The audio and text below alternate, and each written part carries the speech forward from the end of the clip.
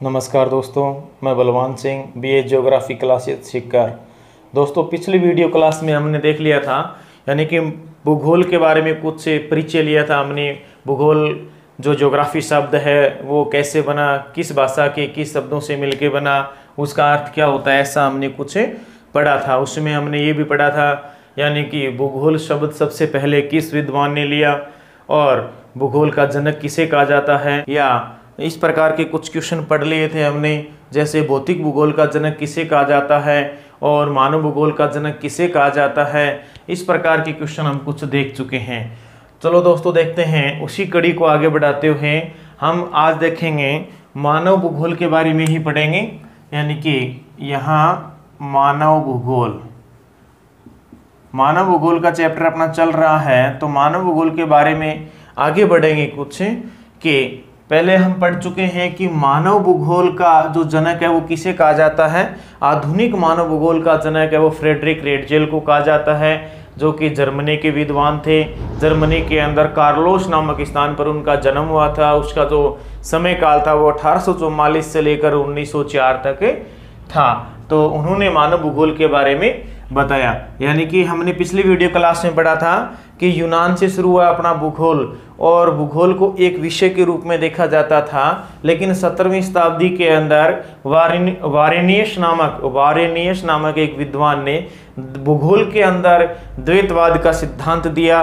द्वैतवाद का सिद्धांत का मतलब होता है कि उसमें दो शाखाएं विभाजित करती भूगोल की, उसमें एक भौतिक भूगोल और दूसरा हमने पढ़ा था कि मानव भूगोल। और अब उसी मानव भूगोल के अंतर्गत आगे हमें पढ़ रहे हैं। तो पिछली क्लास में हम मानव भूगोल का अर्थ देख लिया था, लेकिन अब इस वीडियो क्लास में हम देखेंगे मानव भूगोल की कुछ परिभाषाएं।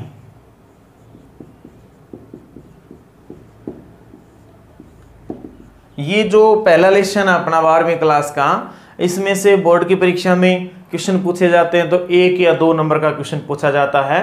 कभी 1 तो कभी 2 नंबर। यानी कि ज़्यादातर क्या पूछते हैं, या तो इनकी कोई परिभाषाएं पूछ ली जाएगी, जैसे 2 बार पूछी गई है सी सैंपल की परिभाषाएं, और या हो सकता है जो विचारधाराएं हैं जो हम आगे पढ़ने वाले हैं उन विचारधाराओं में से कोई एक क्वेश्चन पूछ लिया जाए। इससे निश्चित है कि छोटा क्वेश्चन आने वाला है 1 नंबर का या फिर 2 नंबर वाला। तो यहाँ देखते हैं इनकी कुछ परिभाषाएं हैं मानव भूगोल की। तो देखते हैं नंबर 1, यहाँ पहले देखेंगे हम फ्रेडरिक रेटजेल के अनुसार। फ्रेडरिक रेटजेल के अनुसार मानव भूगोल की परिभाषा देखेंगे। तो मानव भूगोल की परिभाषा के अंतर्गत फ्रेडरिक रेटजेल क्या कहते हैं, क्या बताते हैं कि मानव भूगोल क्या है। तो यहाँ देखेंगे कि ये फ्रेडरिक रेटजेल, पहले इसका थोड़ा सा परिचय देते हैं कि ये जर्मनी के हैं, जर्मनी के विद्वान हैं, और जर्मनी के अंदर कार्लोस नामक स्थान है। कार्लोस नामक स्थान पर इनका जन्म हुआ है, और इनका जो समय है, इनका जो समय काल है वो 1844 से लेकर 1904 ईस्वी तक माना गया है। तो ये जर्मनी के एक विद्वान थे या भूगोलवेता थे। तो इन्होंने क्या है, मानव भूगोल के बारे में अपनी परिभाषा दी है। तो इन्होंने बताया है, मैं थोड़ा यहाँ से ले लेता हूँ, पूरा लिखा जा सकता है। इन्होंने कहा कि मानव भूगोल मानव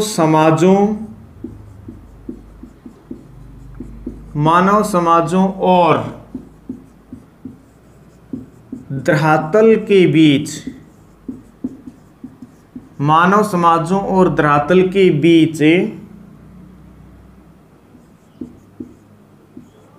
संबंधों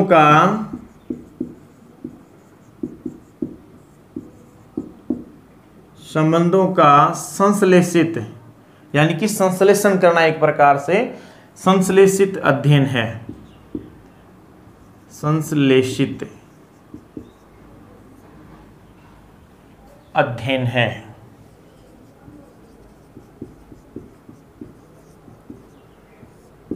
यहाँ देखिए, मानव भूगोल मानव समाजों और धरातल, केवल यहाँ देखना है मानव समाज और धरातल के बीच संबंधों का संश्लेषित अध्ययन है। संश्लेषित का मतलब आपसी जो इनका अध्ययन किया गया है वो लिया गया यहाँ से। यानी कि आप फ्रेडरिक रेडजल की परिभाषा आपसे पूछे तो दो शब्दों को ध्यान में रखना, एक तो मानव समाज और एक धरातल। यानी कि इनकी जो परिभाषा दी जाती है, इनके अंदर ये जो इनके शब्द होते हैं इनको आप गौर करिए और इसी के अनुसार इनकी परिभाषा को आप ध्यान में रख सकते हैं।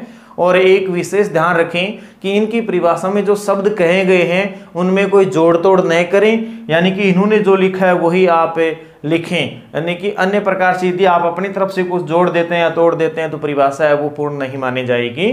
तो आप जैसे धरातल की जगह पृथ्वी है वो नहीं लिख सकते, क्योंकि इनकी परिभाषा है वो स्टिक दी हुई होती है। जो शब्द इन्होंने कहे हैं वो शब्द आपको याद रखने होते हैं। आगे देखते हैं कि इन्होंने क्या है, पार्थिव एकता पर जोर दिया है। रेडजेल ने पार्थिव एकता पर जोर दिया है, पार्थिव एकता पर जोर दिया है। पार्थिव एकता पर जोर देने का मतलब इन्होंने कहा है कि मानव पर वातावरण का प्रभाव पड़ता है। इन्होंने क्या कहा है, मानव पर वातावरण का प्रभाव पड़ता है। वातावरण का प्रभाव किस पे पड़ता है, मानव पर पड़ता है। जैसा वातावरण होता है उसी का प्रभाव मानव पर पड़ता है और मानव अपने आप को इसके अनुसार समायोजित कर लेता है, अपने आप को बदल लेता है इसके अनुसार, वातावरण के अनुसार ही। हाँ, एक मोस्ट इम्पोर्टेंट ये है कि रेडजेल की ये जो परिभाषा है, ये रेडजेल की ये परिभाषा किस पुस्तक में दी हुई है। यानी कि रेडजेल की एक प्रसिद्ध पुस्तक है, उस पुस्तक के अंदर ये परिभाषा दी गई है। तो उस पुस्तक का नाम क्या है, यानी कि किस पुस्तक के अंदर रेडजेल ने ये परिभाषा दी है। तो ये रेडजेल की जो बुक है इसका क्या नाम है, तो आप ध्यान रखें, एंथ्रोपोजियोग्राफी। एंथ्रोपोजियोग्राफी नाम की एक बुक है और इस एंथ्रोपोजियोग्राफी के अंदर ही ये परिभाषा दी है कि इन्होंने यानी कि रेडजेल ने। तो रेडजेल के बारे में आगे पढ़ेंगे हम, यानी कि ये किस विचारधारा को मानने वाले हैं और इनके बारे में कुछ अन्य जो विशेषताएं हैं वो भी हमें इसी वीडियो क्लास के अंदर शायद लास्ट में देख लेंगे। चलो आप देखते हैं अगली परिभाषा। अगली परिभाषा देखते हैं। अब देखेंगे हम, रेडजेल की शिष्या है एक एलन सी सैंपल। रेडजेल की शिष्या 2 नंबर पर लेंगे हम, फ्रेडरिक रेडजेल है, इनकी शिष्या जो कि अमेरिका की है, जिसको हम जानते हैं एलन सी सैंपल। एलन सी सैंपल के नाम से जाना जाता है इसको, एलन चर्चिल सैंपल। दोस्तों ये है अमेरिका से, अमेरिका की विदुषी महिला है एलन सी सैंपल।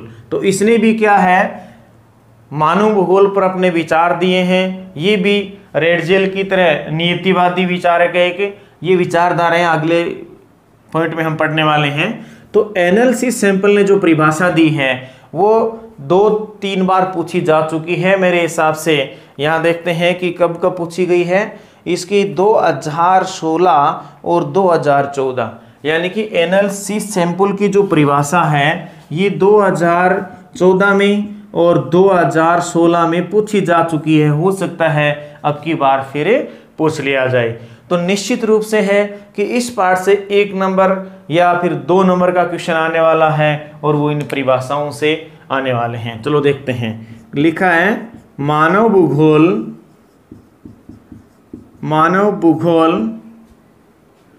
चंचल मानव का मतलब हो गया क्रियाशील मानव। चंचल मानव और अस्थायी पृथ्वी बोलो या अस्थिर पृथ्वी भी बोल सकते हैं हम। यानी कि यहाँ स्थायी नहीं है, पृथ्वी घूर्णन करती है, घूमती रहती है, तो इसलिए अस्थायी कह सकते हैं, अस्थिर भी कह सकते हैं। तो इन्होंने अस्थायी शब्द का यूज किया है। तो मानव भूगोल चंचल मानव और अस्थायी पृथ्वी के बीच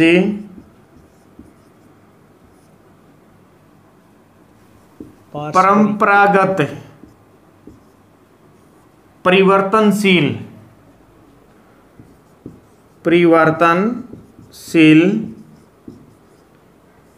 संबंधों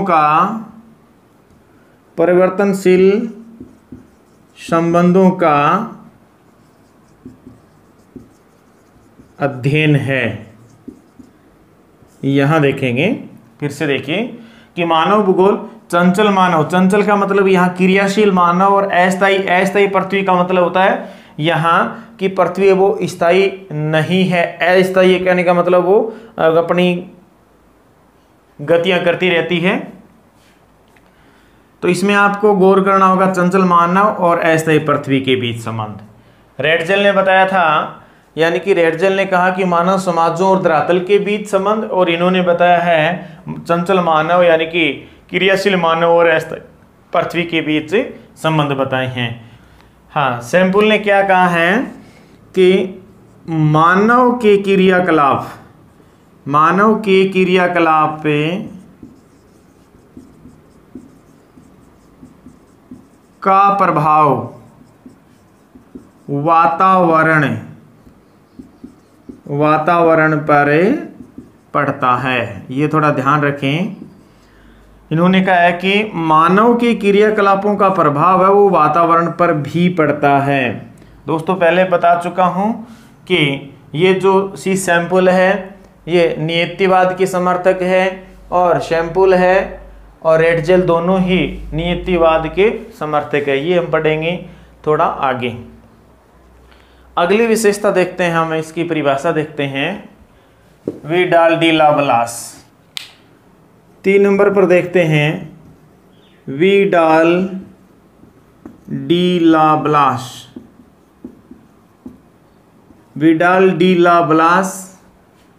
के अनुसार मानव भूगोल की परिभाषा। चलो देखते हैं। विडाल डी लाब्लास के अनुसार मानव भूगोल की परिभाषा लिखते हैं। विडाल डी लाब्लास कहाँ के थे? ये दोस्तों फ्रांसीसी थे, यानी कि फ्रांस देश के निवासी थे। ये संभववाद के समर्थक है, या संभववाद के कहें तो प्रवर्तक भी है माना जाता है इनको। वास्तविक प्रवर्तक है वो इसी माना जाता है, संभववाद विचारधारा का। लेकिन इनकी परिभाषा देखते हैं। विडाल डी लाब्लास कहते हैं कि मानव भूगोल इन्होंने कहा है कि मानव भूगोल के बारे में कि पृथ्वी को नियंत्रित करने वाले भौतिक नियम,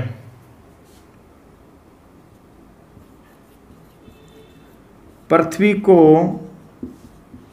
नियंत्रित करने वाले भौतिक नियम, पृथ्वी को नियंत्रित करने वाले भौतिक नियम वह इस पर रहने वाले, यानी कि पृथ्वी पर रहने वाले, इस पर निवास करने वाले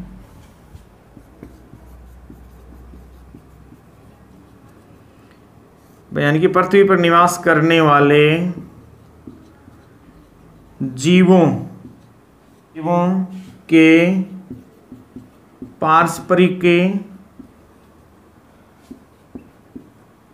संबंधों का संश्लिष्ट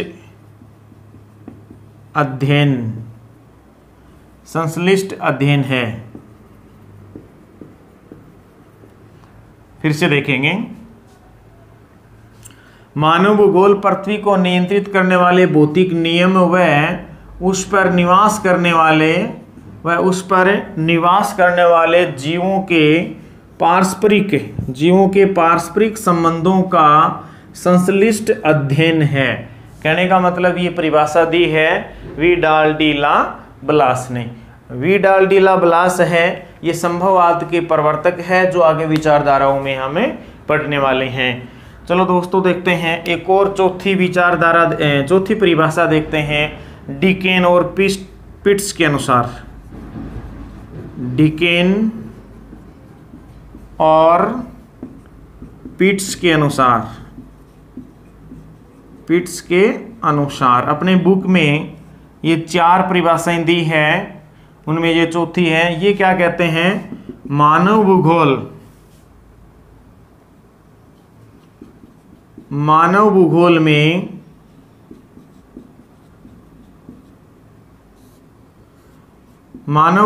में मानव और उसके कार्यों को समाविष्ट किया जाता है।